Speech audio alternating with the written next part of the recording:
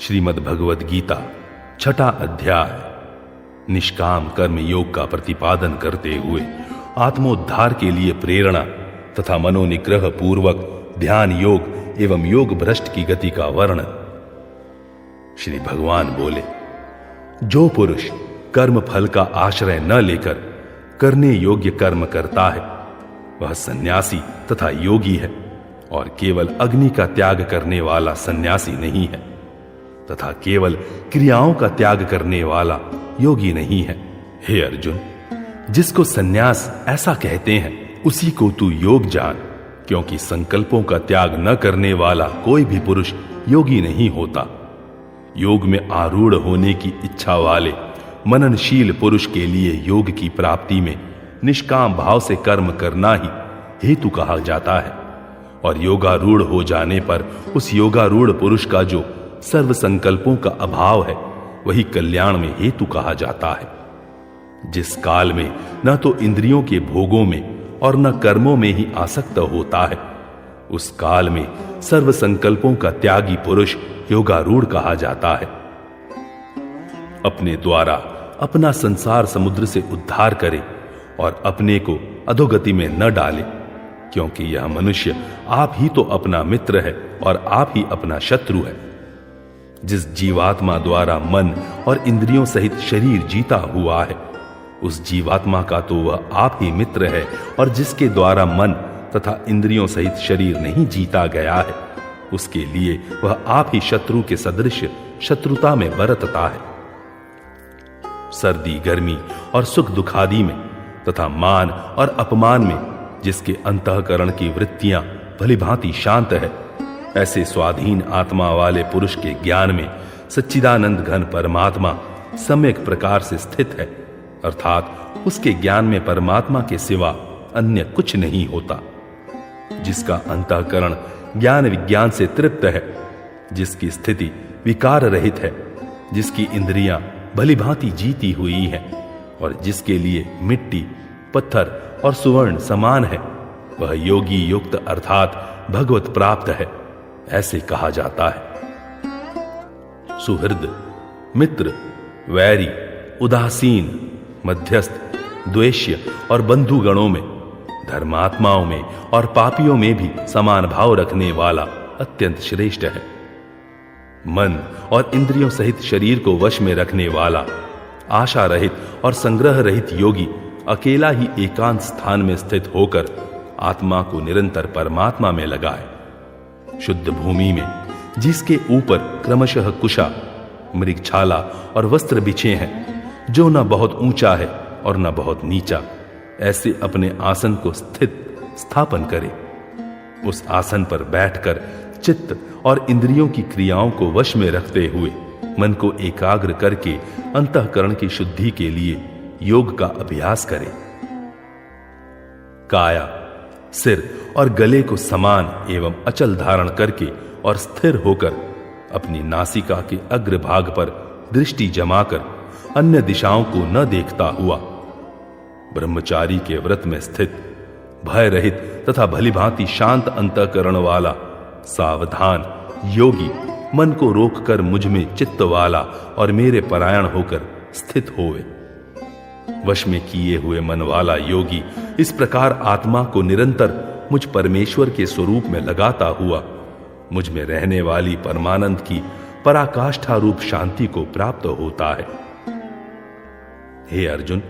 यह योग न तो बहुत खाने वाले का, न बिल्कुल न खाने वाले का, न बहुत शयन करने के स्वभाव वाले का और न सदा जागने वाले का ही सिद्ध होता है। दुखों का नाश करने वाला योग तो यथा योग्य आहार विहार करने वाले का, कर्मों में यथा योग्य चेष्टा करने वाले का और यथा योग्य सोने तथा जागने वाले का ही सिद्ध होता है। अत्यंत वश में किया हुआ चित्त जिस काल में परमात्मा में ही भलीभांति स्थित हो जाता है, उस काल में संपूर्ण भोगों से स्प्रिया रहित पुरुष योग युक्त है, ऐसा कहा जाता है। जिस प्रकार वायु रहित स्थान में स्थित दीपक चलायमान नहीं होता, वैसी ही उपमा परमात्मा के ध्यान में लगे हुए योगी के जीते हुए चित्त की कही गई है। योग के अभ्यास से निरुद्ध चित्त जिस अवस्था में उपराम हो जाता है और जिस अवस्था में परमात्मा के ध्यान से शुद्ध हुई सूक्ष्म बुद्धि द्वारा परमात्मा को साक्षात करता हुआ सच्चिदानंद घन परमात्मा में ही संतुष्ट रहता है। इंद्रियों से अतीत केवल शुद्ध हुई सूक्ष्म बुद्धि द्वारा ग्रहण करने योग्य जो अनंत आनंद है, उसको जिस अवस्था में अनुभव करता है और जिस अवस्था में स्थित यह योगी परमात्मा के स्वरूप से विचलित होता ही नहीं, परमात्मा की प्राप्ति रूप जिस लाभ को प्राप्त होकर उससे अधिक दूसरा कुछ भी लाभ नहीं मानता, और परमात्मा प्राप्ति रूप जिस अवस्था में स्थित योगी बड़े भारी दुख से भी चलायमान नहीं होता। जो दुख रूप संसार के संयोग से रहित है तथा जिसका नाम योग है, उसको जानना चाहिए। वह योग न उकताए हुए अर्थात धैर्य और उत्साह युक्त चित्त से निश्चय पूर्वक करना कर्तव्य है। संकल्प से उत्पन्न होने वाली संपूर्ण कामनाओं को निशेष रूप से त्याग कर और मन के द्वारा इंद्रियों के समुदाय को सभी ओर से भलीभांति रोककर क्रम क्रम से अभ्यास करता हुआ उपरति को प्राप्त हो तथा धैर्य युक्त बुद्धि के द्वारा मन को परमात्मा में स्थित करके परमात्मा के सिवा और कुछ भी चिंतन न करे। यह स्थिर न रहने वाला और चंचल मन जिस जिस शब्दादि विषय के निमित्त से संसार में विचरता है, उस विषय से रोककर यानी हटाकर इसे बार बार परमात्मा में ही निरुद्ध करे। क्योंकि जिसका मन भली प्रकार शांत है, जो पाप से रहित है और जिसका रजोगुण शांत हो गया है, ऐसे इस सच्चिदानंद घन ब्रह्म के साथ एक ही भाव हुए योगी को उत्तम आनंद प्राप्त होता है। वह पाप रहित योगी इस प्रकार निरंतर आत्मा को परमात्मा में लगाता हुआ सुखपूर्वक पर ब्रह्म परमात्मा की प्राप्ति रूप अनंत आनंद का अनुभव करता है। सर्वव्यापी अनंत चेतन में एक ही भाव से स्थिति रूप योग से युक्त आत्मा वाला तथा सब में संभाव से देखने वाला योगी आत्मा को संपूर्ण भूतों में स्थित और संपूर्ण भूतों को आत्मा में कल्पित देखता है। जो पुरुष संपूर्ण भूतों में सबके आत्मरूप मुझ वासुदेव को ही व्यापक देखता है और संपूर्ण भूतों को मुझ वासुदेव के अंतर्गत देखता है, उसके लिए मैं अदृश्य नहीं होता और वह मेरे लिए अदृश्य नहीं होता। जो पुरुष एक ही भाव में स्थित होकर संपूर्ण भूतों में आत्मरूप से स्थित मुझ सच्चिदानंद घन वासुदेव को भजता है, वह योगी सब प्रकार से बरतता हुआ भी मुझ में ही बरतता है। हे अर्जुन, जो योगी अपनी भांति संपूर्ण भूतों में सम देखता है और सुख अथवा दुख को भी सब में सम देखता है, वह योगी परम श्रेष्ठ माना गया है। अर्जुन बोले, हे मधुसूदन, जो यह योग आपने संभाव से कहा है, मन के चंचल होने से मैं इसकी नित्य स्थिति को नहीं देखता हूं, क्योंकि हे श्री कृष्ण, यह मन बड़ा चंचल प्रमथन स्वभाव वाला, बड़ा दृढ़ और बलवान है, इसलिए उसका वश में करना मैं वायु के रोकने की भांति अत्यंत दुष्कर मानता हूं। श्री भगवान बोले, हे महाबाहो, निसंदेह मन चंचल और कठिनता से वश में होने वाला है, परंतु हे कुंती पुत्र अर्जुन, यह अभ्यास और वैराग्य से वश में होता है। जिसका मन वश में किया हुआ नहीं है, ऐसे पुरुष द्वारा योग दुष्प्राप्य है, और वश में किए हुए मन वाले प्रयत्नशील पुरुष द्वारा साधन से उसका प्राप्त होना सहज है, यह मेरा मत है। अर्जुन बोले, हे श्री कृष्ण, जो योग में श्रद्धा रखने वाला है किंतु संयमी नहीं है, इस कारण जिसका मन अनंत काल में योग से विचलित हो गया है, ऐसा साधक योग की सिद्धि को अर्थात भगवत साक्षात्कार को न प्राप्त होकर किस गति को प्राप्त होता है। हे महाबाहो,